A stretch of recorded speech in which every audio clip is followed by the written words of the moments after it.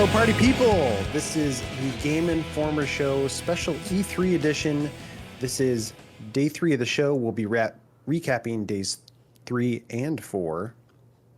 What day did I say it was? Yeah, it all blends together, Ben. I don't know. Yes. We're recapping the full show, though, to be clear. We're going to go over everything in the end. Joining with me today, I have Marcus Stewart. Hello, I'm here to recap day, what month? Where were we? I think it's like August at this point. John Carson is here. Hi, I'm back again. That's right. And you heard his voice already, Alex Van Aken. Hey, thanks for having me. And last but not least, Reagan Hester. How's it going? Is that going to play for audio listeners? Probably not. There's a very cute dog in the video version. Just imagine the cutest dog you can think of. Get her to bark again. Audio. No, she don't stop when she starts. Bad radio. Yeah, we're here to recap the full show, but I think to start, we should, we delayed yesterday's show just because there was so much news to parse through yesterday that we're like, yeah, this is going to take us a while to sort out the dead, basically. So yeah, I just want to recap what happened yesterday. The main thing that happened yesterday was Capcom. There was a few little things outside of that. Razer announced a new laptop and a monitor, if you're into that stuff. There was Xbox officially announced the mini fridges would be going out to everybody this holiday. So everybody, they're supplying one for everyone in the continental United States. Yeah. And that was the kind of big news you can expect from E3. Let's jump into Capcom here real quick if you guys are ready for it. I think this will take us maybe 2 minutes, but the show started off. Capcom started off with Resident Evil Village, which isn't a bad idea, but the news was, hey, we're working on DLC, which I don't know. If you'd asked me, I thought they would have already announced that, but they didn't show anything off. They didn't announce any dates or anything. It was presented like, by popular demand, we've started development on DLC. Yeah, hey, cool. There were no plans for this beforehand? We decided this game was big. Yeah, exactly. I'm sure they've been working on it. And now we're back. We've heard the plans. We've heard the fans loud and clear, everyone. And yes, we do plan to continue recouping our development costs. And that's a huge announcement for all the Resident Evil heads around the world. Yeah, the other quote-unquote announcement was RE-verse. Remember that multiplayer mode that was originally going to come bundled with Resident Evil Village, and then they decoupled it? That's coming out next month. Okay. Was it 6v6, right? That sounds right. I looked it up on Steam. Sure. Pretty sure it's a 6v6. I'll check it out. I play all the bad multiplayer I don't think that game games. exists. I don't think that's real. That's the only Resident Evil game they showed yesterday. What are you talking about? That's the only one we saw. I was just glad they had decoupled it from the Resident Evil Village. Yeah. So that way I didn't have to review it when it was Village. But dang. Yeah. Fair enough. it's coming out next month, I guess. Then they jumped onto Monster Hunter Stories 2, which I'm not a huge Monster Hunter guy, but John, I know you're kind of familiar. What's the story there? Yeah, so Monster Hunter Stories 2 is an RPG spin-off of Monster Hunter, the Monster Hunter series. It's more like a Pokemon game. You're collecting monsters and fighting alongside them. The big news from this trailer was that they're doing a demo on the 25th, where your save will carry over to the main game, which I think is one of the best trends in the game industry. I think people should do more and more of that. Big fan of that. Especially for games that are probably going to run like 40 hours or so. Give people that taste and then not have to waste their time again as they go into the full game. Yeah, I dig that. Nice. Yeah, and that demo is what? I don't know how long it is. Yeah, they didn't say how long it is. They just said that 10 hours. June 25th. And, no, that demo is monstrous. Wink, wink. July 9th. Oh, Ben, we're all very exhausted here. You thought you were searching for a pun there or something. Yeah. Yeah, I was like, Ben, are you Googling? What's happening? It's Rathaloserific. That's what I was looking for. Thank you, Marcus. Thank you, Marcus. All right. Always saving us. They showed us a little bit more of Monster Hunter Rise too. July 9th. There we go. Not a ton to say about Monster Hunter Rise. And then they closed out the show with The Great Ace Attorney Chronicles. Are any of you guys fans of that series? I am. I only played the original trilogy, but I love those games to death. I've always meant to play the 3DS entries. But yeah, I am interested in this. It's such a weird, different take to that series, the historical period aspect of it. Dancing deduction, whatever that was, deductive dancing. You know what I'm talking about. I want to see that. That made me a fan. I've never played these games before, but after that trailer, I'm walking away a new man. Dancing. That trailer, I don't play those games. Like, this game actually does kind of look interesting, but I think it was just in combination with everything else that was going on at that show. The dance of deduction went on way longer than it needed to, which I thought was kind of amusing. All jokes aside, it does look interesting, and I'm looking forward to checking it out. People in Twitch chat were commenting on its JoJo's Bizarre Adventure energy that was coursing through that trailer, and I'm here for the goofiness. It looks funny. Looks fun. Yeah, so that was the story with that. That comes out July 27th, so that's coming up. If you're a fan of Ace Attorney, you should be looking forward to that one. It looks cool. And then that was kind of it for Capcom. It's kind of a shame they don't have any, big franchises they could talk about outside of those three. They talked about Street Fighter League. That's true. Yeah, I blocked that out of my memory. The real esports stuff. John, you're kind of in tune with some of that stuff. Should we have cared about the esports stuff? I mean, maybe eventually I can write enough articles on the site to make people care, but currently, no, it's fine.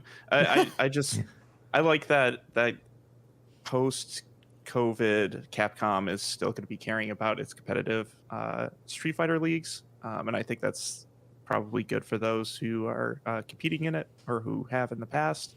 Fighting games are my favorite esport. They're my esport of choice. I like to see more companies support that kind of stuff, but I didn't think that we needed to really bolster that news anymore, though. Yeah, it kind of felt like Capcom was obligated to do some kind of press demo thing. It was like, hey, the ESA came down and was like, hey, you got a half an hour, you have to fill it. That's kind of what it felt like, right? We just book it. You got to make it work. Where's Pragmata at? Where's they announced a few games last year. That cool guy in alien spacesuit game. Yeah. Like that game looked cool. Like I kind of half expected to see more of that, or it looked like if Kojima was making, if Kojima was making like an Inception game. Yeah, it was like he used his little company logo and gave him his own video game. Yeah. I pointed that out when the game was debuted. I was like, hey, this kind of looks like the logo to Kojima's thing, to a couple other people on staff who will go unnamed, and they called me idiot. What? They called me idiot. 100% looks like wow, dude, that's uncalled for. Yeah. Well, I want to ask this though: did anyone else think that the presenter of the Capcom show, her jacket looked just like Claire Redfield's? It was Claire Redfield's. It was, because I was like hoping and praying. I was like, maybe this is teasing a Code Veronica remake. Not that my predictions hinge upon such a thing being real.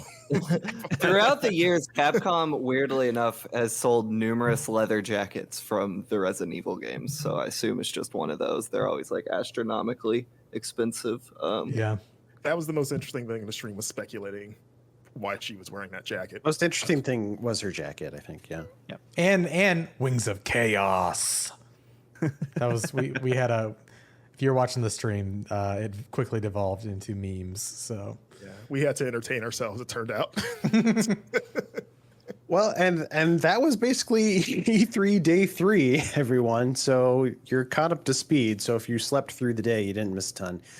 Fortunately, Nintendo decided to show up on day 4 because we have a little bit more news to talk about. They started off their press conference, which it's not even a press conference these days, Nintendo Direct, which everybody could watch it. But if you didn't watch it, we're here to fill you in and talk all about it. They started it off with a little tease, a little Zelda tease with somebody in shadow walking Ganon and then dumping them into a volcano. Mm-hmm. And then that person was revealed to be Tekken's Kazuya. And he's joining Smash, everybody. Cool. Sick. Hell yeah. And throwing everyone into volcanoes the Mishima way. Just like he was when he was a child. Was that a thing? Because I thought it was amusing that he kept just dumping every Smash character into a volcano, but I didn't get why. Tekken thing. Like Yeah. him and Heihachi, they like throwing each other into volcanoes and off volcanoes, cliffs. Like that's why they hate specifically. each other. So I like that they leaned into that. So That's awesome. What I enjoyed most about this reveal trailer was the implication that Nintendo's flagship characters were dead and being discarded, which is what I also wanted to do when they didn't show Bayonetta 3 today. Oh yeah, yeah. Blake's Rip. a little Wait, salty did about they being throw out there. her in there? No, they would never do such a thing. Are you kidding me? That would have been funny if that's the second person he threw in the volcano, just as a sign. Like it's not No happening. trailers for this character. No I mean, trailers for this character. it was already a funny tease for them to start with Ganondorf. Like the first thing we saw in that Yes. direct was Ganondorf's face, and we all thought they were starting with Breath of the Wild 2. It's a real. I call. did for a second, and the Smash Bros shaky camera was happening. I was like, oh, this is Smash. Yeah, it just looked like Smash. Plus, that's like, I don't know. They almost always. Anytime it's like seems like it's going to be a thing that you want, it's like no, it's probably just Smash. They're probably doing a fake out because they love to pull that card. But also, just as a heads up, guys, that's how I want to be cremated. I want somebody to throw me in a volcano. That's done. pretty good, Done actually. deal. Put it in your will. I've never been to a Volcano. volcano, but I'll go to bury you. Yeah, Sure. I don't think realistically you could get that close to the opening of an active volcano and survive, but like, Yeah, you can. because Slash did it in the November Rain music video, and he's fun. Slash isn't a human first and foremost. Nobody plays guitar that. He's a god. good. That is from Earth. Well, if you're curious about more Kazuya in Smash Brothers, you can tune in. They're doing a direct on June 28th. 8th? So Yeah. stay tuned for that. The next thing we got is another look at Life is Strange Remastered and True Colors, which are both coming to the Switch. Surprise. Yeah. True Colors is coming September 10th, and then the Remastered is sort of TBA. But that's cool. Those games are going to have a wider audience. Does And this then mean they- that we can get Life is Strange characters in Smash now? Yeah. Actually, well, before- there's one spot left. before it was So illegal, but now it's... Can we get Max using time rewind to knock players off stages, talk them off of them, That'd be so funny. solve their problems? I'm game. Yeah, call Nintendo. Next up, they showed us. This was a surprise to me. I was like, Guardians of the Galaxy is coming to the Switch. Like we have that on our cover, and I don't think Yeah. they even gave us a heads up on that. But also, I don't think that footage was from the Switch. what tipped you off? It looked good. I don't know. It just and that's not an insult to the Switch, although it's just kind of the Switch isn't as powerful as other Right. modern consoles. So Yeah. Yeah. Well, we talked about this in our initial reactions. Van and I we're assuming that's probably going to be like a cloud streaming game, right? That's Like what I the- assume too. With Which in control. that case, it probably would look about that good because Hitman on cloud looked great on that That's thing. right. So, So to control. Yeah. yeah. that's awesome. So have you guys messed around with the Switch cloud gaming? A little Yeah, bit. Yeah. I played. It plays all right. I played Hitman, and I play that game slowly, naturally. So like, I wasn't like getting into too many tense situations. But in terms of just the Hitman experience of walking from here to there and putting on a costume and whatever, like it was completely competent. I think the only major slowdown I had was during some cutscenes, but playing wasn't a problem at all. Control felt a little bit better.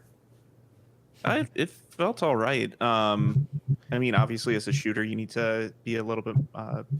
It needs to be a little bit quicker on the uptake, but Yeah. yeah, Because yeah. that's It seems the thing. The action like in they're Guardians looks quite a bit faster. So I would. Yeah. Yeah. and that worry about that. technology is evolving over time. Like that stuff is just getting better every month. So maybe they've figured something out to reduce the latency even more. We'll find out on October 26th when Guardians of the Galaxies come to Switch. Next up, we saw Worms Rumble. Yeah. Classic Worms. Everybody loved Worms, right? Let's get into this. June I've never- 23rd. I've never played a Worms game. Really? That's really like my good. Oh, you should. formative high school experience yeah. was just playing Worms. Yeah. I know there's like Super 37 replay. of them. Super replay of Worms campaign. Everyone Didn't takes one. didn't DMA Design make Worms? Wasn't that one of their first projects, which became Rockstar North? Am I misremembering this? They made Lemmings. You might be thinking of Lemmings. Lemmings, that's it. Sorry. Worms Rumble, June 23rd. Next up, this game, Astria Ascending. It's a turn-based RPG. It has a very cool visual style. It's coming out September 30th. Don't know if there's a ton to say about that. Two Point Campus is coming out next year as well on the Switch. So stay tuned. Then they showed off Monkey Ball Banana Mania. Yeah. Which collects the first 2 games as well as like the extra stuff that was in Deluxe. So that's cool. The game looked pretty good. It looked like they were doing some nice visual upgrades there. I am not a monkey ball person, but my wife is, and I'm excited for people like her that find those games enjoyable. Yeah, I get infuriated. I always run off the course, and I'm like, yeah, my blood pressure rises pretty quick when I play monkey ball. Yeah, that's might be what's the point. great about them. Yeah, which might be the point. Does your wife have more patience, or are you worried your Switch is going to be embedded in a wall somewhere? No, she has her own Switch, so she can do as she pleases. Are you worried her Switch will be embedded in a wall somewhere? No, she's pretty even keeled. Okay.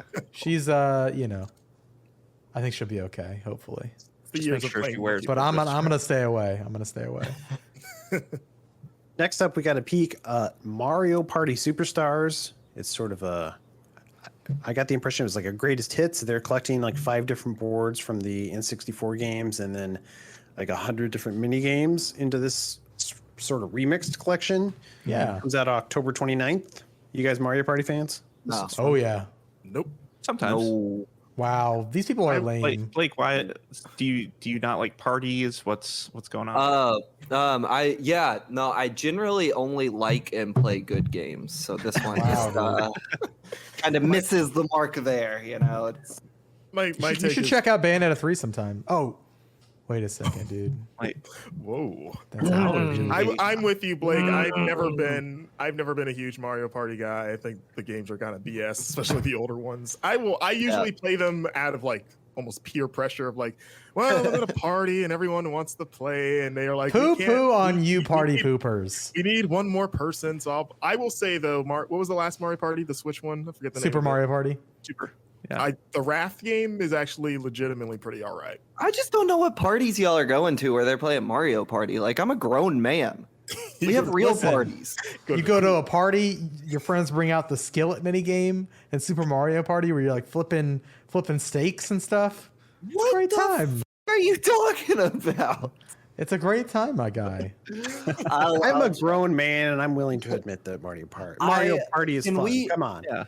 When this when this new one comes out, can we have like a GI game night where we play it and stream it, and I'll give it the honest college try? Totally. Absolutely. I'm down to give it a college go. I did drop out of college, so just keep that in mind. But I'm down to try it. As long as we don't do it on October 8th, because do you guys know what happens on October 8th? What happens? There's a new Metroid coming out. Oh my gosh! Oh my gosh! Finally. Did you guys? This was like probably the biggest surprise for me of the show. They announced, and first of all, they started off by showing Metroid 5, and I was like, "Wow, that's bold to call it Metroid 5." But in a sense, like they haven't done a new Metroid in 19 years, like the last several. Excuse me. A new 2D one. There's a lot of qualifiers there, but the last several like 2D games have been remakes of other games, so it's nice to get like a completely fresh 2D experience. I had to do some digging because they didn't clearly state, but it's the same team who did Metroid Samus Returns, Mercury's team. It's coming out October 9th, and it's called Metroid Dread, which has been a title they've been sort of bouncing around for like 15 years or something, but it looks cool. Am I the only one here that's excited for this? No, I'm super pumped. Like that was the surprise of the show and probably the game of the show, even over Zelda for me, just because of being blindsided by it. And I'm a huge Metroid fan. I loved Samus Returns, I've been wanting a new 2D. At first, I thought it was just Samus Returns coming to Switch, which I also would have been totally fine with. But like watching that video and then watching the, I don't know if you guys got to catch the development video that they released afterwards. But like getting to see more of like Samus's abilities and how smooth that game looks like it runs. Yes. Like that thing moves, and even adding more traversal things like Samus having a slide now and having her jump around, and the little magnet ability she has to climb walls and use that to solve puzzles. That all sounds super cool. And I am so excited that it's not that far away. There's also these new creatures, like these robotic enemies called, was it Emmys or Edie's or something like that? Yeah. And Oscar. they follow you around the Brony. map and they'll hunt for you. So there's this Yeah. element of like, I think that's where the word dread comes in. Like it's sort of like scarier than other Metroid games because there's At this least thing more hunting tense. you. Yeah. Yeah, I mean, maybe not calling it scary is probably not quite the right word, but yeah, there's an element of like you're being chased. It reminds me a little bit of like those chase sequences in Ori. Like I wonder if they'll get as like bombastic as those do. But regardless, it definitely reminded me of that. They had parts like that in, was it Fusion or was it Zero Mission, where you were kind of being chased? Yeah. Yeah, Well, you were being it was like chased by the Dark doppelganger. Samus. Yeah. Yeah. And you could. So that's cool. Yeah, I'm like half worried about that. Mainly because like the last time Mercury's Theme tried that stealth to like a non-stealth franchise was Lords of Shadow 2, and that game was not very good. So I like the idea of it on paper. I'm only worried about like how that might affect the pacing of the game. I think Yeah. giving Samus like that cloaking ability, what do they call it, like the Phantom Cloak or something? I think that'll help. Like it's one of those things that it's another barrier to pass in the whole like Metroid ability scheme. It's like, oh, there's this thing chasing me around. I can't get past it. I need to avoid it until I get this thing that allows me to just disappear. And then like that's the solution. Yeah, it's basically the full-on Predator cloak where you can turn invisible, which is kind of cool. Yeah. Did you guys catch like the other interesting thing about this game is that they're billing it as like the finale to like the saga of like the story, like because they said like, oh, you know, this is after Metroid Fusion, so that was like the last original story that they did, and they're like, you know, you don't have to play the other games to play this, and they're gonna put like a recap of the story so far in the game. But I thought that was interesting. Like, what does that mean exactly? Like, this is the last Metroid? I mean, even though we have like 4 coming out still. I mean, it's not gonna be the last Metroid ever, but like that framing was fascinating to me. Well, yeah, and the way I read that is, you know, the thing they started in Super Metroid with the Metroid baby that actually attached to you and kind of hung out with you, and so that they carried that over in Fusion a little bit. And so I got the impression there's some kind of like narrative connection thread there to that baby still. Oh, the baby. That's the impression I got. So maybe I misunderstood or read into it. But yeah, I thought that was interesting too, where like this is the conclusion of that epic story arc, which I'm like, well, what does that mean for future Metroid games? Are they just going to introduce a brand new character or something? I don't know. They could. I mean, they could, but nah, I don't think. Ripley is now playable. The entire Federation force. Oh boy, yeah. Oh, we did that already though. 2. Of course. Yeah, I'm excited. I think we said already, but it's coming out October 8th, so stay tuned for that. And then, of course, how are you going to follow up Metroid? Bayonetta 3. Just Dance 2020. That's right, Blake. November 4th, Just Dance cool. is coming to the Switch. That's pretty cool. Right on. There's a game called Cruising Blast. It's coming out this fall. They announced Dragon Ball Kakarot plus new Powers Awakens pack, so like all the DLCs packed into there. September 24th. Mario Golf is coming June 25th. We'll probably talk about that more in the coming weeks because we have, we're going to work on that review here pretty soon, let's just say. And so we'll have the full skinny here in the coming weeks. Coming out soon is Monster Hunter Stories 2, which we, already talked about. And then here's one I want to talk about. WarioWare Get It Together. Yes. New WarioWare. I don't remember when the last time they put a WarioWare game out was, but like this looks exciting. Yeah. Wasn't the last one WarioWare Gold? Am I? It was. Okay. Yeah, 2018 for that. Okay, one. but I personally didn't play it. It was always one that I like wanted to go back and play on 3DS, but just never did. And so I'm very excited for another WarioWare. Yeah, WarioWare Get It Together. It seems like one of the unique hooks this time is there's a 2-player co-op mode. So like there's some kind of like, calling it a narrative is probably thin, but there's some kind of campaign where you can work together with 2 people. I think I don't mean this as a slight against WarioWare or Wario, the nasty man that he is, but like when they announced this, I was like, that's pretty cool. And when I looked on Twitter, I was surprised at like how strong the reception is for this series. I always like considered it kind of like a weird niche cult Nintendo thing, but my Twitter timeline was like blowing the hell up. People were very, very excited, which I thought was interesting. Maybe you just follow a bunch of weird niche people. Yeah, that are really into that weird nasty man Wario. Nasty man. But WarioWare as a game is, yeah, I love that series. I just, because it's like micro games. It's like a bunch of games that take like seconds to play. And it's, but it's not all like Twitch reaction. I mean, it is some of that, but it's more of just like how weird this thing is. There's a lot to love there, I think. See, I don't think I've... Go ahead. No, I was gonna say, unlike Mario Party, this is a party game I can get behind. That's right. That's right. The WarioWare. I've always liked the Wario series. Look, that's because you got a big nasty man involved. You know that's a party.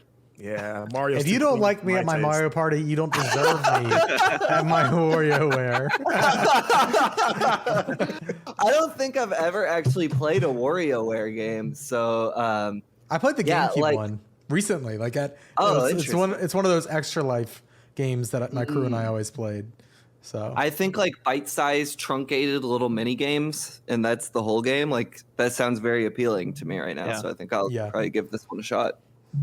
For sure. Well, it comes out September 10th. So stay tuned for it. September is so packed. Oh my goodness. Yeah.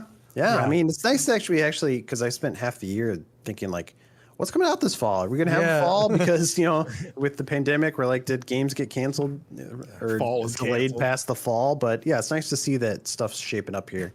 WarioWare, I'm looking forward to it. They also showed Shin Megami Tensei V, which I'm that series has always interested me. I've never put in the time, but John, I think you're a fan, right? Yeah, it's a series that I keep trying, but I'd never get too far into the games. Huge fan, as I said.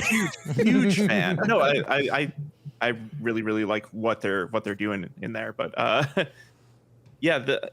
this one was kind of interesting to me because it seems like they're playing off of what they were doing with Shin Megami Tensei 3 Nocturne, which just got a remaster. A lot of the same, like the main character looks similar. It's not like a first-person dungeon crawler like the other ones are. So it's cool that they got the chance to re-release that last one and then bring this one out as kind of like an introduction to the series and what this game's going to be like. And the new one is out November 12th. And I think it's a Switch exclusive, if I'm not mistaken. Yeah. I believe so. That's cool for Switch fans for sure, and RPG fans in general. They showed off Danganronpa Decadence. It's a collection of those first 3 Danganronpa games, which were quirky. It seemed like High School Murder. That's all I know. Yeah, it seems similar to the Saw movies, where it's like a group of kids get trapped. And there's one mastermind that's like just effing with them the whole time. Yeah. Bear guy. Yeah. Like and it's also got a new game in that collection too. The kind of there's a board. Yeah. There's like a spin-off like party game type thing. So I got the impression it was in previous games, but it got expanded and fully fleshed out into its own experience in this one. A lot of party games. That game's probably better than Mario Party 2, actually. Oh, sure. I mean, it's not saying much. Danganronpa is my favorite party game for sure. Yeah, we should play. Love to bust that one out at Thanksgiving. Let's solve a mystery, fam. Let's murder some kids. Big dirty man bear. I haven't played Danganronpa. No, they're wild. I've played a bit of the first one. I'm excited to jump back into the series. Very good friend of mine, Kenneth Shepard, has been begging me to play them for a long time, and I got like 10 hours into the first one and put it down. But they are out of control. Yeah? They do some just... That little bear, Momokuma, or whatever the hell that idiot's name is, doing all kinds of terrible things to these children. It is graphic in surprising ways. I've been wanting the series to come to Switch because I never had a Vita. And it seemed like outside of PC, it's just the nature of the game. It was like, it seems like something I would want on a handheld. Exactly. That's why I put it down, because it was like I was playing on PS4 and it just wasn't the right fit. But on Switch, it feels perfect. Yeah, so I'm actually genuinely looking forward to this collection. Finally dive into that and see. Yes, like, for sure, same. Well, that's yeah. In terms of like resurrecting old games and putting them out again on the Switch, Nintendo might be king. They also announced Fatal Frame Maiden, Maiden of Blackwater, which was originally a Wii U game, and they're putting it out on the Switch. So if you missed it on Wii U, you can play it here. Very excited for that. Okay, did you play that original Wii U release? No, I've never played a Fatal Frame game, and I always wanted to growing up because they looked so scary, and I think they were too scary. Like my parents one time got me Silent Hill 3, and I played the opening, and I was like, "That's it, I'm done." So I never dipped a toe further into the survival horror game world until I got older, and now I'm a huge fan of like J horror movies, and this seems the closest to kind of that spirit.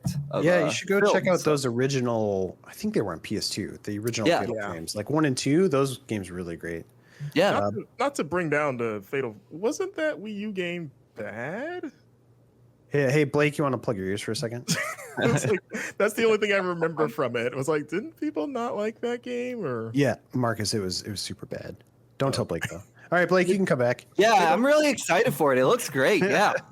For sure, yeah. Can't wait. Fatal Frame coming out soon on the Nintendo Switch. I think with the release of that, we have like 3 games that are exclusive to Wii U now. Oh, that are left. Do you know what they are? We're waiting. Oh, I bet I can.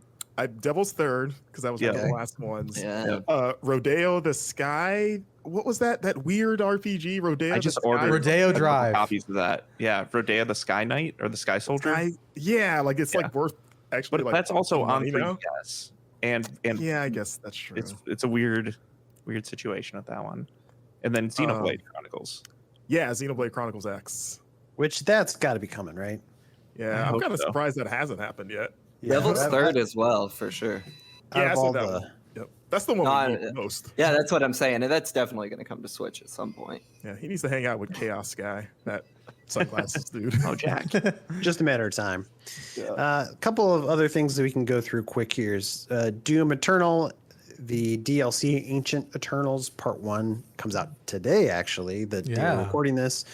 So the last day of E3. So if you're interested in playing that on the Switch, you can. Tony Hawk 1 and 2, which is cool. John, this is like your favorite game last year. Yeah, it was my game of the year for last year. Let's go. Good pick. Really excited to have that on Switch. Yeah, that hits Switch June 25th.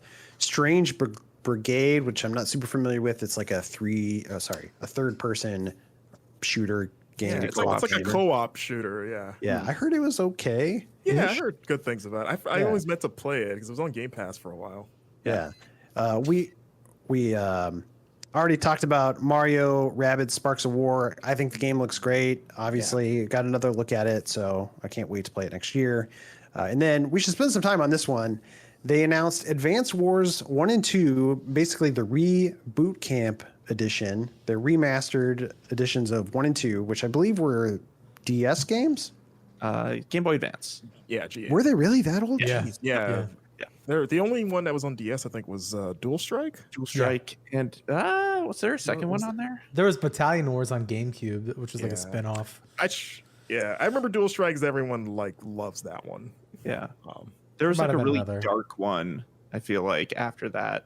But John, anyway. you should take a bow because you kind of called this in our prediction video, and I thought you were an insane person for wanting anything new out of Advance Wars in this day and age. But no, Nintendo heard you. Yeah. Thank you, Wargroove, for paving the way. Right. Right. Also, just wearing out the Fire Emblem franchise for about 6 years straight. So I think that helped as well. I think everybody would have loved new Advanced Wars, obviously, but this is probably the second best thing, right? Got to test the waters for a new one. Well, and I think that's what this does. This lays the groundwork where if this sells well, which hopefully it will, like we could get a totally new Advanced Wars. I kind of wish. I know I'm like being an entitled gamer boy here. I wish we would have just had like the original pixel art, just up-resed, rather than new art. But that's just me. Like I love those games, and I guess I have a Game Boy Advance, so I could play the originals if I wanted to. But I was thinking like, it would have been great to play, on the Switch in particular. But a remastered collection with new art assets, bring it on. I'm ready. Well, I kind of wonder if they saw games like Wargroove and Tiny Metal And if they're Yeah. like, oh, Oh, yeah. Yeah, especially Tiny Metal. That is straight up Advanced that's Wars. straight up. I mean, Wargroove is basically it. Or with- Wargroove is too, yeah. Yes, I haven't played And- Wargroove yet. Oh, it's But good. I wonder if they saw that and they're like, wait, other people are making this type of game? Did we miss something? Yeah. Yes, people have been bugging you for this for years, Nintendo. Thank you. But yeah, speaking of our predictions, I went back and looked those up. So let's do a blast from the past here. Just go through the list and show you how wrong you guys were. Oh boy. So, John, you said Mother 3 was coming to Switch. Yeah, And that happened, right? eventually, sure.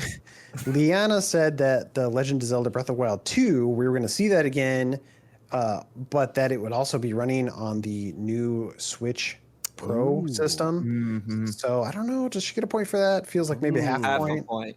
Are Yeah. we doing half points? Okay. Yeah. I forgot about that. This is part. what I agreed to. Well, hey, I'm not giving her a full point for that one. Because getting Alex? a look at Breath of the Wild 2, that was almost a foregone conclusion. Let's see. Marcus, you said that there'd be a new PS5 look. Was that the black one? The black that could still happen.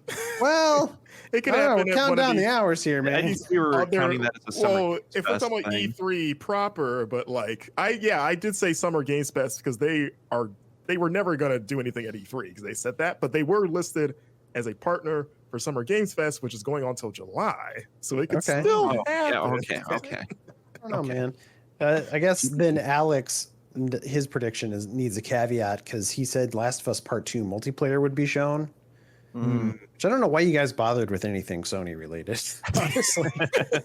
It was mainly that caveat of it being supposedly something at Summer Game Fest at the opening ceremony. Yeah. But Well, yeah, I kind of feel like most of the big stuff must be done. Like, is Summer Game Fest going to have anything big at this point? I mean, there's EA Play, but that's next month. Yeah, here's my prediction. Summer Game Fest is not going to have anything all that exciting going forward. I think This year. going forward, I think it's just Keighley puts whatever is happening during the summer like under the banner of Summer Game Fest. Right.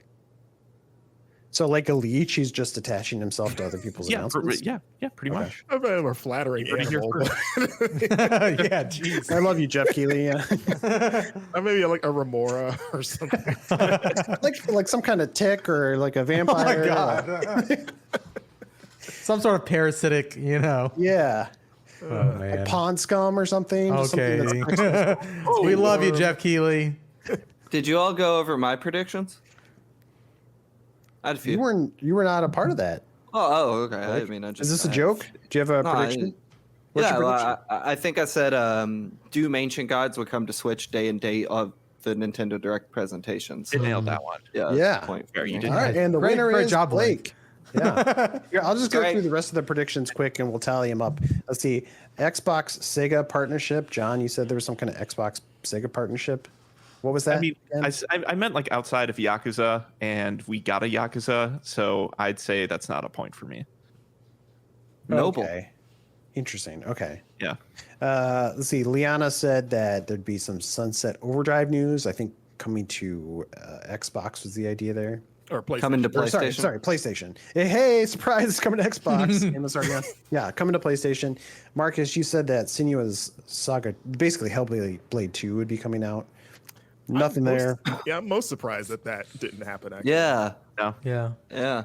Yeah, that does thought- seem interesting. I That we thought didn't we get would see anything that. on that. Someone yeah. did point out in our YouTube comments that they announced that they were moving to Unreal 5 for that game, and I think that was a pretty recent release. So Totally ate 'em. yeah, I think that Yeah, might that be makes why sense. it's not shown.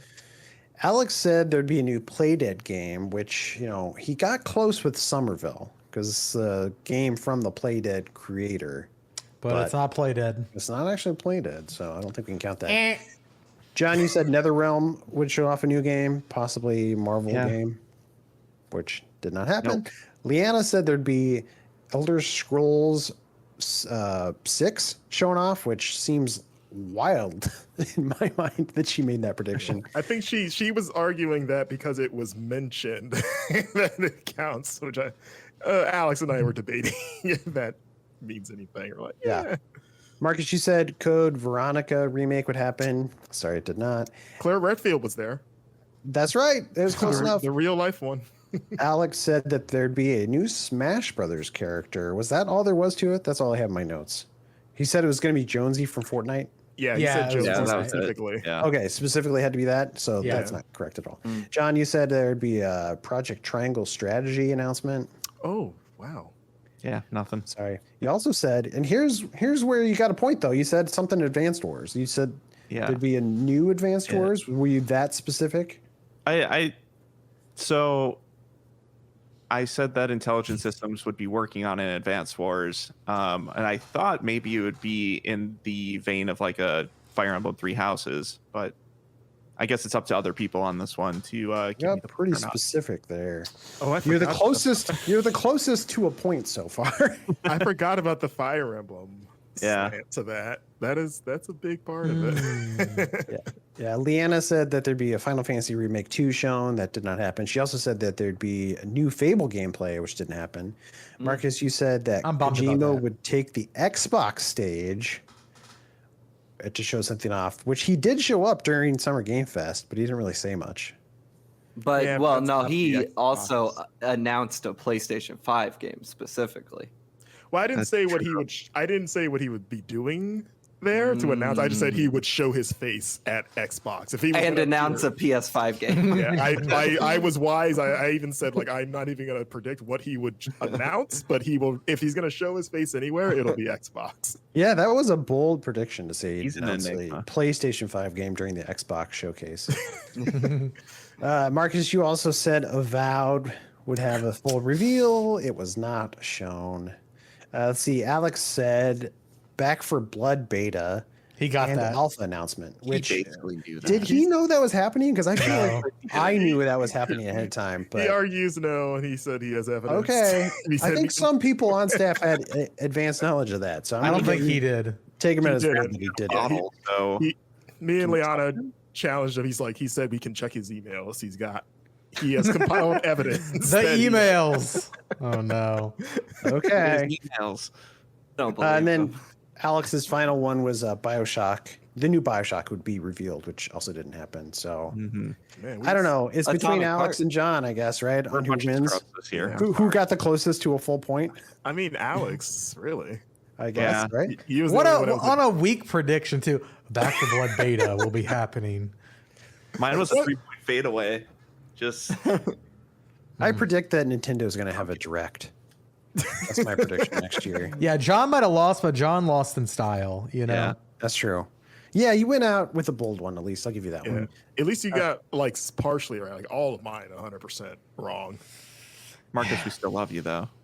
So close. That's all that matters.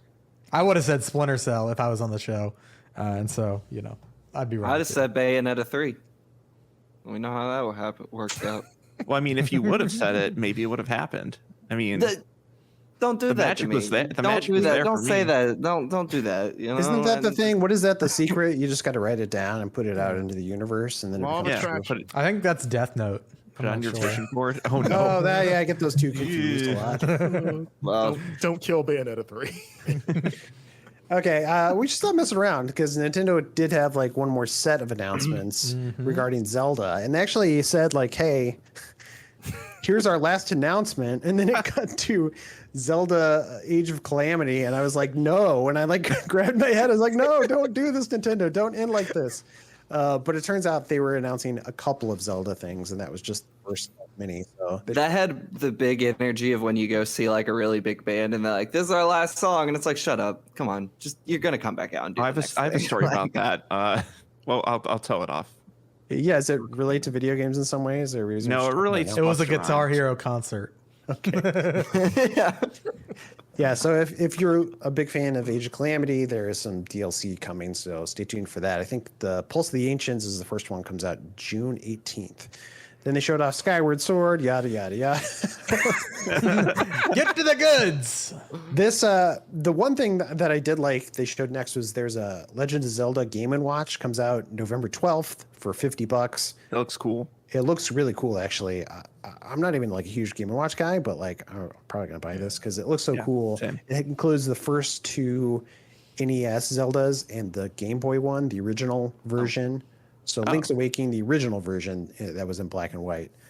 And then it also includes some game called Vermin, but it's redone, so it has Link as the main character. It basically just looks like whack-a-mole. So Cool. You probably won't spend a lot of time with that one, but the other 3 games are really cool.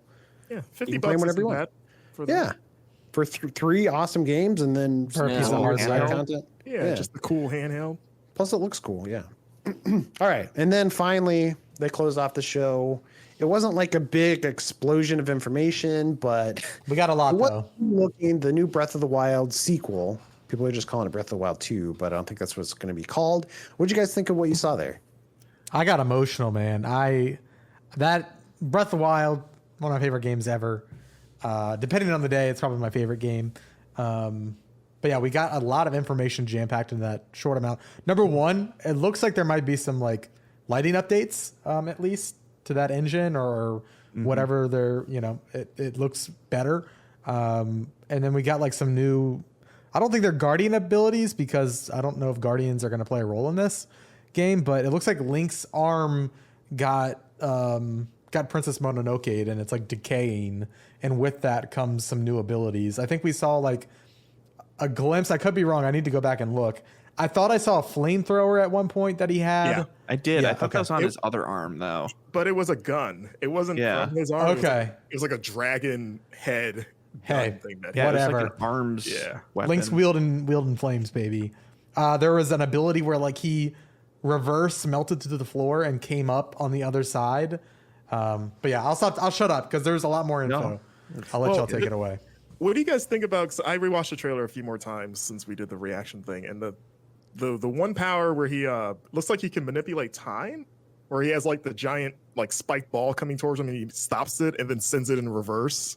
Yeah, And- it's stuff that like the Sheikah Slate would do in the original. And he Stasis. doesn't need to use it anymore. Yeah, it was like a stasis ability. Was it? Yeah. Well, wasn't stasis just like I haven't played Breath of the It would pause. Yeah, Wasn't- it looked stasis adjacent, but it did look like it was different, Marcus. I agree. Yeah, and Because like, it looked like you're saying you could rewind stuff. So Yeah, 'cause you saw the trajectory path. stuff was on. It Yeah. rewound it. Yeah. yeah, you saw the trajectory where it came, and then that even the portal thing, like the idea of like him going in reverse up, and even in the music. I don't know if you guys caught this, but Yeah. like the chanting sounded like chanting in reverse. The backwards. way it sounded, like it didn't sound like just regular ominous like Hold chanting up. that you don't understand. It sounded like being played in reverse the whole time. Hold up. I saw this on Twitter. I didn't do any fact checking, but apparently if you play that trailer in reverse, the Breath of the Wild 1 theme plays. Oh, okay. Yeah. So, Does this mean that we have to play the game in reverse, like Yeah. upside Yeah. down? They're like Breath got- of the Wild 2 is out. You play the first game in reverse. It's been there the whole time. I actually did. All honesty, though, do you think they're just like going to flip the world? It's going to be like you're in reverse world, basically. Well, you're in the sky, which seems like is that we don't know if that like sky world is like a different biome basically above Hyrule, or if that is Hyrule and somehow it's that now. I got the impression it was a different layer of the world. Like there's stuff Yeah. above now. Yeah, it seems like you start from maybe because the way the trailer started with him dropping down kind of Skyward Sword style. I was like, is that the new starting point? Is that Very area? Skyward Sword too. Yeah, Like, very. I wonder if there was if that's some specific callback to Skyward Sword, and if there's any connections between the Sky World and the what we have in Skyward. Skyward Sword, the Sky Words. Would that Mhm. explain the? I mean, I'm sure they were going to remaster Skyward Sword eventually anyway, but like the timing of that, like to kind of prime players for like what this is going to be. Here's Skyward Sword, play this first, and now you'll be ready for this. Because yeah, I was like, oh, that's crazy similar to Skyward Sword. Yeah, like I don't know about the idea of the world being in reverse. So that castle, the last shot of like, I guess that was supposed to be Hyrule Castle. That's kind of Yeah. like floating there. Yeah. Yeah, I haven't thought about that bit, but now you got me thinking. I thought it looked great. Just it was like what 10? It felt like it was 10 seconds. It wasn't long. It's probably longer. It was than like a 10 seconds, minute but 50, something. yeah, like that. it felt way shorter than I wanted it to be, and I was really hoping for some more substantial information. But even so, like it looks really cool. I think they officially announced next year is the date. I Yeah. think that was kind of fuzzy Yeah. before, but they're aiming for 2022 officially. Mhm. So that's cool that we got a date. I guess Zelda's like probably not playable, or at least like she fell into a chasm. Yeah. Like, is that just where she is now? We got to go get her. Yeah, I theorized that maybe like if you are gonna play as Zelda, she's in her own area in the chasm and Link's above, and they're kind of playing to get reunited. I don't know if that's gonna be. Maybe you can swap between them. Why would you go to the sky if Zelda's down below? You know what I mean? So I'm like, maybe there's. He's got to get a good jump to go fly down there. He's gonna die. He only has so much stamina. Or But yeah, that scene I don't know. Yeah, or that scene is nothing. It has nothing to do with Zelda's starting place in the story. It's just a thing that happens where she, at some point, she falls into a thing and then climbs out like 5 minutes later. Yeah. Are they going to let you keep the bike from the DLC? Oh. That's what I would love. That bike is really good. Yeah, I want it. Like, just let us have it, Nintendo. Like, there's no reason not to include it. It's gonna be the first scene where like whoever the villain is just like destroys it to explain why you don't have it. Or gets on he it and rolls rides up. away. Yeah. You're just trying to get your Pushes bike you back. off of it. With calls you a Zelda on the nerd. back. Hop on, baby. That's the whole game. You're trying to get your bike, not Zelda. And it's the Dude, where's my Terminator bike? Yeah, Terminator. Perfect. from T2. Steals Link's sunglasses. Like I Man, said, I can't wait though.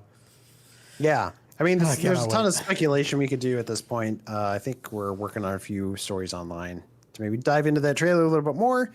But yeah, like we said, it was like a minute long or something, and it looks good. I'm excited for it. Breath of the Wild is, one of my favorite games at this point. I saw online somebody too was like, "Hey, we're taking the best modern Zelda and remixing it to include elements from the worst modern Zelda." That referring to Skyward Sword, obviously. Which I'm like, okay. It does seem like what they're doing. yeah. I, guess I mean, so. you can learn there's from no- your mistakes. Just That's because the game true. takes place in the sky doesn't mean it's not going to be fun. Yeah, I didn't see Yeah. a train track anywhere. I'm just gonna say. That's true. You think that's worse than Skyward Sword? I've never played Spirit Spirit Tracks? Tracks, but Nailed it. I feel like people hate that game worse than Skyward Sword. Is the idea that I've gotten. There's an I argument to be have made. played Skyward Sword, and that game's not great. I think it's good in a vacuum, but compared to the other Zeldas, it's not so much. Right. Like it's still a good game. It's just like not up to snuff with the rest. So Yeah. Well, yeah, we'll see how that. I know we joked and blew past it, but that Skyward Sword HD comes out on July 16th, so it'll be nice to see what the updates are, and if it fixes a lot of the problems I had with it, it might be worth replaying. Definitely. I've never played it, so I'm looking forward to it. Cool. Well, that was E3. How you guys feeling about E3 this year? it was weird. It's a weird Yeah. one. Yeah, we got some good announcements though. I think Summer Game Fest is going to be even bigger next year. I think like Jeff Keighley kind of showed, last year was kind of a weird one with Summer Game Fest. They had some cool stuff, but it was like so spread out.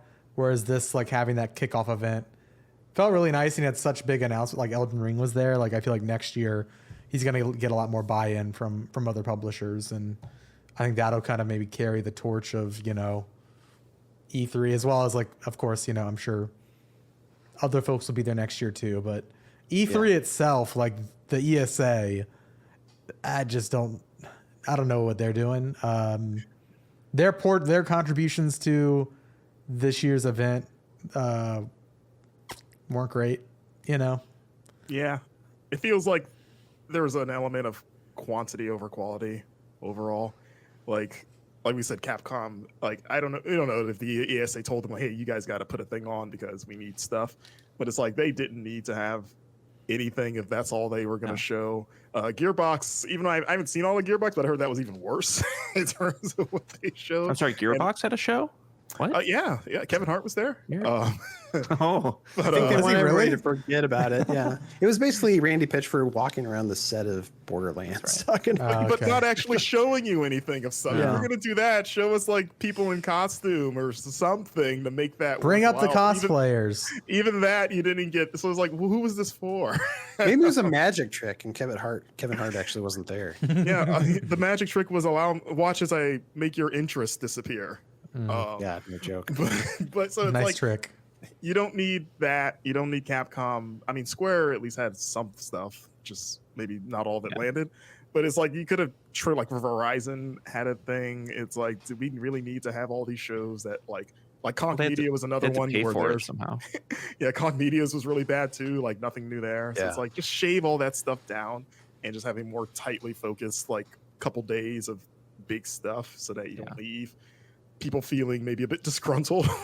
Well, yeah, maybe it didn't need to overall. be 4 days. Like, yeah, it felt weirdly stretched out. But before we get like maybe too critical, I'd love to like let's just reflect on like what was there. Like, what are the biggest, most exciting things from the week, quote unquote? What was the biggest announcements? Not just from today, but you know, from Sunday, Saturday, whatever. What was your favorite thing, John? You want to go first? Yeah. I mean, the thing that surprised me most, being new to GI, I didn't really know that this game was coming. But Guardians of the Galaxy really impressed me. That being a single player title from Eidos Montreal, or I guess Square Enix Montreal. That was not the type of game that I expected from them. And I think it's a really cool way to utilize those characters, and like only playing as Star-Lord is, I think, very smart as like not the one sane person, but like just one person in that group, and being able to pick sides between the different characters in that group. And everything that they showed there, like the environments look beautiful. Combat is something that I'm a little bit iffy on still, but I still have to see a little bit more. But most of that was very surprising to me and looked great. Yeah, Alex, what about you? Yeah, I have a few if that's okay. Elden Ring kind of, I've seen that gameplay trailer, that open world. I am very interested in that. And the fact that we got that January release date, I know Dan Tack on our reaction video said he wasn't surprised because it's been being worked on for so long. But personally, I was not expecting it to be, roughly 6 months away. And so I am really eager to try that game out. A couple of smaller games that really caught my eye, and both were at the Xbox event. Somerville, which is the jump ship, their upcoming game from one of the co-creators of Inside. That looks really cool. And Replaced, which I think a lot of us thought was The Last Night. I thought maybe, I was like, because The Last Night had some not great stuff tied to it and its creator politically, and I was like, did they rebrand as like Replaced? But no, they're two separate games. And yeah, Replaced looks really neat. So I want to see more of that. And then lastly, Halo Infinite. Can't wait. That multiplayer, oh my gosh, I'm there so for it. sweet. Yeah, and then today, Breath of the Wild 2, just like I said, made me emotional, hit me in the feels. I cannot wait for that. So yeah, those are mine. Blake, what about you? Yeah, I mean, shouts out to Sable. Continues to look like just the best shit. Shouts out to Michelle Zauner doing the soundtrack. Looks great. Or sounds great, I should say. Game looks great. Soundtrack sounds great. Somerville seems awesome. Really excited for that. 12 Minutes had a brief showing, which I played a couple months ago and was really, really impressed with. That's coming August, right? Yeah, so they announced a release date for it, and that really into that. The bigger things that I think I was excited for, Stalker 2, despite having no history with the previous game, was just really taken by that trailer they showed. Battlefield 2042 looks dumb, and I like dumb games, so that's cool. Yeah. And Atomic Heart, I don't think there's a ton in that trailer to get excited for, other than being like, it looks kind of cool, but it's like a minute and I don't know what it means. But I am tentatively interested in that. And then last thing I'm really excited for was I went back and watched the 2017 trailer for Bayonetta 3. Cannot wait for that game. Nice shot of that boot. Exactly. Well, Marcus, what caught your eye? A lot of the games that you guys have already mentioned. On top of that, A Plague Tale Requiem is really high. Oh, yeah. I'm incredibly excited for that game as a fan of the original. Like Zelda, Metroid, 12 Minutes, Outer Worlds 2, even though we didn't see anything. I really like that first game. It lost a little steam towards the end, but I'm excited to again, as a great first start to build upon that for the sequel whenever that comes out. There's no release window. Yeah, you say the game lost steam, but I was happy that game was bite-sized enough, for one of those massive open world games that I was actually able to finish it. Rather than just completely lose the game and never finish it. So For sure. I'm kind of hoping they stick to that a little bit, where it's not, let's not yeah. go over 100 hours now, guys. Your first game was great at 20. Yeah, it was more of narrative than like pace, like the. Yeah, no, I get what you like, mean, but I just thought it was worth highlighting there. Yeah, I hope it is too. I hope they don't blow it up any bigger than it was. But yeah, that, and then also a shout out to the Wholesome Games Direct. I don't know if anyone else check that out, but that was a really fun show that had a lot of really cool little games in there that you probably aren't going to see appear anywhere else for the most part, like stuff like Lake. Which that was the first time I'd ever seen that game. I kept hearing about it in passing and hearing people be excited for it, and now I'm excited for it. Yeah, and there's a demo out for that, I believe now, along with a bunch of other ones on Xbox. So I want to play that, and like stuff like A Little to the Left and Kiwi and like Cloud Jumper, like a bunch of little games in there. And I was like, okay. I want to say they had like 70, right? Like there was a lot. Yeah, it was like shotgun. Like here's this. Yeah, this. Definitely. If nobody's seen it, go watch the Wholesome Direct. Yeah, it'll make you feel good too. It's very relaxing. Yeah. Awesome. Yeah, it's probably the recency bias, but like that Metroid Dread trailer, that really has me excited, and the fact that it's out this year, it's in a matter of months I can play that. That's awesome. You guys all mentioned Somerville, which I'm right up there with you guys. That also reminded me, I wanted to bring up Far Changing Tides. Just because I don't think we talked about it yet at all. It's a sequel to Far Lone Sails, which is another, Play Dead style game. And by Play Dead style game, I mean it's like a side scroller with a lot of atmosphere. But Mario's like a Play Dead game. Yeah, it's basically Nintendo's take on Play Dead. So Far Lone Sails was great. You were like this little guy, and you had this land ship with a sail on it, and you were just trying to get from point A to point B. I don't think I ever played it. They kept it super compelling. I recommend checking it out. If you haven't played it and you like those games, definitely check it out. It's on Switch, right? I believe so. I think it's on everything, because when it first came out, it was only on PC, and then it gradually came to other platforms. I'm gonna. It looks like it's $14.99 on Switch. I'm grab it. It's a steal of a deal. And then Far Changing Tides is the sequel that they announced this week, so I'm excited for that one. Did they give a release date on that, or no? I don't have it in my notes. I don't think they did, but it's like they said late 2021, so it's this year. Yeah, so another game to look forward to. Which is awesome. And then I'm also excited for Mario Rabbids. I'm glad we got to see that. That one surprised me. Absolutely. Anything that's similar to XCOM in any way, I'm a fan of. Well, also, Metal Slug Tactics is. Oh my gosh! I don't know why I keep forgetting about that. That was incredible. It was one of the earlier ones, but I'm super pumped for that too. That looks super cool. Yeah. I think I did bring that up first day of recaps, and I recommend checking that game out if you're at all a fan of tactical games. Cool. I mean, I think it's a pretty good overview of the show. I think we're all a little bit, hopefully our enthusiasm isn't like bringing it down. I think there's just some stuff to be excited about for sure. Compared to previous E3s, it's clear that this show is not working. I don't think it's sustainable, as we've mentioned. Yeah, I'd say it was a weird year in general for developers with the pandemic. A lot of things got pushed. Everything's virtual this year. Whether E3 itself is sustainable or not, I think it's leaning towards not from previous years. And obviously there has to be some kind of change coming, but it'll be interesting to see how all that comes together as regular show functions start to ramp up in the next couple of years. Like a lot of the stuff that was probably planned for this year before COVID hit was pushed off. So like a lot of plans were disheveled, and I don't know. Like I don't know if we can make a great comparison from this year to other years because of that, but I don't know. Totally I'm glad it happened though. Like even though it wasn't its best, I'm glad that we were able to get together and cover this thing. There were certainly moments that were a blast for sure. Oh, sure.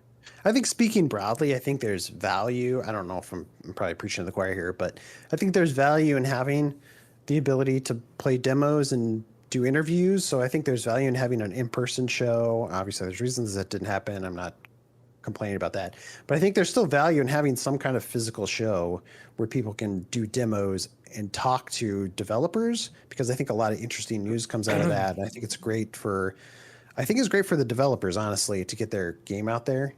Because you can see something in a trailer and you're like, yeah, that looks cool. But if you actually play it, then you can like hype it up a little bit more. Yeah. So that doesn't necessarily have to be E3, because places like Microsoft and Sony, they can obviously hold their own shows if they want to and get people to come. It's just the smaller publishers that lose out then, like, Sega, for example, or even Bandai Namco. Are they going to like throw their own show? Probably not. But when they have a show like E3 that everybody's coming to anyway, it's a great opportunity for them to show off their wares. So I'm hopeful that even if it's not E3, that we do get something to replace E3. Maybe it's, even if it's like Gamescom, maybe everybody just latches on to Gamescom, or maybe Jeff Keighley does his Summer Game Fest and turns it into a physical show. I don't know. Yeah. Please don't kill me for this. I think in general, I don't like. How does Mike, Alex? I'm on it. I don't like E3. Sure. While recognizing the function of it for companies that rely on marketing, and I can understand why people would like it. But I do think this, as the alternative to the standard E3, has to be my least favorite way to do it, for similar reasons to what Ben said, in that I'm weary of any amount of kind of just like unchecked marketing blasts at people's faces. And so not being able to talk to people and get quotes from people about what they're showing beyond just like flavor text of something, I think actually does a lot of these games a disservice. Not that I'm saying people are going up there and lying to you or anything, but the Starfield trailer looks cool. I don't know what the Starfield is. And they can kind of coast off unchecked hype. I mean, granted, I know they did like an interview with Washington Post or whatever, but like, I think there's value to people asking questions in E3. And I feel that was sorely missed this year. For me, as someone who is a fan of these things, and also for people who want to know how they might be spending their money beyond like, look at this cool CG trailer. So that was my overall impression of it. Sorry to be kind of a Debbie Downer on the whole thing, but oh, sorry. Go ahead, Marcus. No, I was just gonna say, like, it's a weird year, and it almost makes me wonder for sure if they are planning another one next year, which I would assume would be fully back to normal. There's going to be an E4. Yes, Finally. the sequel to E4. E3. Yeah, it's E40. I'm He's waiting gonna for it. host it. No. That might be an improvement, but yeah, like I don't know. Like I'm curious to see what people's like once this sinks in, everyone's reactions to it, and like publishers, if they are happy with how things kind of turned out, if they want to continue to be a part of this, even when things go back to normal. And I thought this last year when the pandemic kind of forced everyone to do their own thing. It's like, well, if you're big enough, like you don't need the ESA or really anyone you could like Sony figure that out. Like, announce our stuff anytime we want. EA too. Yeah. That's been like an interesting thing I've thought about in regards to E3 as like a functional thing in the game industry. Is like at one point I heard what IGN and GameSpot spend on their booths, which comparatively are not very big to something like a Sony. And granted, it's a numbers game where, like, no offense to IGN, but PlayStation is going to have a lot more money than J2 Global to spend on something. But like uploading to YouTube is free in most cases. Yeah. And if you look at the numbers on some of those trailers, it's like, yeah, what is the point of having a presence? And maybe Sony's a bad example because they have ostensibly bailed out of the show, but it does. In an increasingly digital age, it feels more like you get just as much attention by not, by just uploading things yourselves and like controlling your message, which like for me as a press member, I don't really like. I'd like to be able to ask questions. For a publisher, speaking from experience, they don't like when we ask questions. So like, yeah, obviously just upload your to YouTube and call it a day. Even for press, like the idea of like signing up for a portal, like, hey, if you go here, you can find out all the info on this guy, and it's like it's on the internet. It's very easy. I don't need you to go look up a trailer. And I guess like you do lose some amount of mainstream press, which like I think is more important to certain publishers these days, because CNN is going to cover E3 in a way they're not going to cover PAX West or whatever. You know what I'm saying?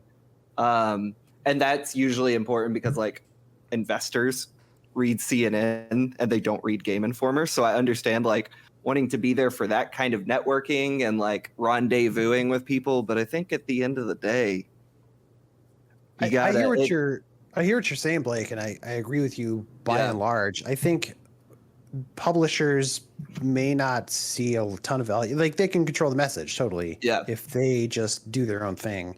I think there's an argument to be had about having press and like physical demos and interviews.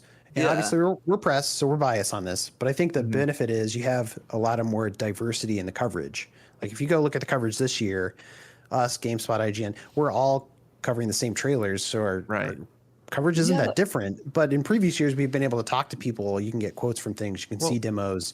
And I think it really benefits games that maybe don't demo super well, but if you play them, then you're like, oh, game's great. And then you can have stuff that I think it has a longer tail too, where you see stuff like the following week after E3, people are still cleaning up stories post E3. And I don't think that's going to happen this year. Something about this year felt like, because of how last minute and slapped together a lot of it felt, it felt like the ESA kind of telling us, like, we just got to get through this one year. And then everything will be back to normal next year. We just got to get through this year. Like it's my first year in years where I'm actually like covering the show, and it felt kind of hollow in terms of like gameplay demos, and like we're not getting a look at the games like we have in previous years. Like they're like, I'm surprised with it being a digital event that most of these companies aren't taking a full day on Twitch and like demoing all of their stuff that they have to show off. Whether it's like a 5-minute looping gameplay thing or showing their trailer and having devs talk about it a little bit more. We're really just working with what feels like the Game Awards, where you get trailer after trailer after trailer, but nothing too much on top of it. Like I think Nintendo's today kind of felt like E3 for the first time all week, because they had 3 hours of gameplay for some of the games that they showed off today. Yeah, I hadn't really thought about this until you said that, but like, I mean, shouts out to Jeff Keighley for what I assume was a mammoth undertaking in Summer Game Fest. But like, John, hearing you say that made me kind of like realize like, actually having YouTube is not a presence at E3 feels like a bummer, because Jeff facilitated a lot of those needs for people at home by hosting. I mean, IGN and GameSpot did too. They had their own live streams, but like YouTube's is going to be the biggest mind share of those things. Those live streams were like really crucial for like getting little one-off quotes or learning something about a game or seeing a more interesting game that's not going to get a gameplay demo on a massive stage because it's got to go to Cyberpunk or whatever the hell, like that now that I'm like thinking about it, I feel like that was kind of a loss for the show to not have that ancillary part of it there, but whatever. I'm also just mad they didn't show Bayonetta 3 is what I'm saying. And that's the biggest problem. Honestly, we've been trying to say. Well, I don't know. Those are some good thoughts. Obviously, we're pressed, and again, we're biased. But I would love to see some kind of like physical show return, which I think probably will happen. But I kind of wonder if E3 is going to survive this, or if something else will take its place. We'll see. We'll see next year. Bring back the Spike Game Awards. Let's just have that again. All physical events. G4, bring it all back. But now that you say that, there's still that E3 award show that's today. E3's not over? And they said that there might be showing new stuff. Like almost like a mini Game Awards almost, it feels all like. All hands on deck again. Let's go. Oh, crap. Yeah, we got to go.